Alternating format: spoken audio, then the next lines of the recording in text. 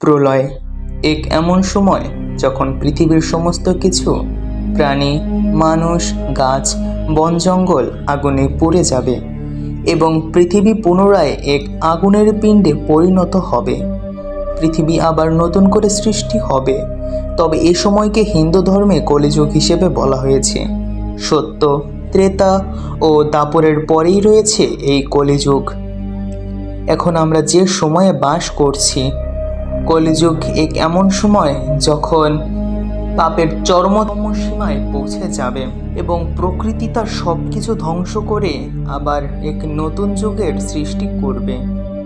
তবে এসবের বাস্তব প্রমাণ ও অস্তিত্ব সনাতনী বিভিন্ন মন্দির থেকে পাওয়া যায়। নমস্কার বন্ধুরা, আধ্যাত্মিক চেতনার ইউটিউব চ্যানেলে আপনাকে জানাই স্বাগতম।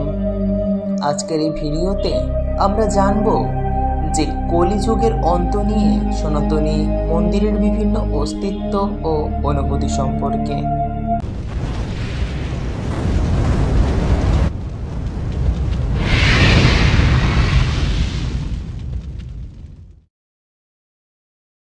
নাম্বার 1, কল্কি মন্দির। ভারতের জয়পুর রাজ্যে একটি কল্কি মন্দির রয়েছে। এ পর্যন্ত ভগবান বিষ্ণুর 9টি অবতারই পৃথিবীতে অবতীর্ণ হয়েছে, একমাত্র কল্কি অবতার বাদে। মানা হয় কল্কি অবতার দেবদত্ত নামক এক শুভ্র ঘোড়াই এর সমস্ত পৃথিবীর ধ্বংস করবেন এবং সে ঘোড়া এই কল্কি মন্দিরে পালিত হচ্ছে। এই ঘোড়ার পায়ে একটু ক্ষত রয়েছে যা ধীরে ধীরে শুকিয়ে আসছে এবং যেদিন এই ক্ষত নিশ্চিহ্ন হয়ে যাবে সেদিনই কলিযুগের অন্ত হবে। নাম্বার 2, কেদারেশ্বর মন্দির। হরিশ্চর পাহাড় অতিক্রম করার পর কিছু জলাশয় পার করার পর এক প্রাকৃতিক গুহার ভিতরে এই মন্দিরের খোঁজ মেলে। এই মন্দিরের চারিদিকে জল দিয়ে পরিপূর্ণ এবং মাঝখানে রয়েছে এক বিশালাকার শিবলিঙ্গ। এখানে 4টি স্তম্ভ রয়েছে, যার 3টি ভেঙে গিয়েছে অনেক পূর্বেই।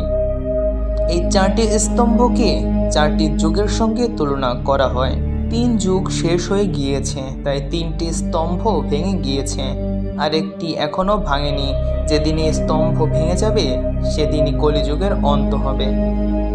অতএব বন্ধুরা, পাপ তার চরম সীমায় পৌঁছে গিয়েছে এবং আস্তে আস্তে দেবদত্ত ঘোড়ার পায়ের ক্ষতচিহ্ন মিলিয়ে যাচ্ছে।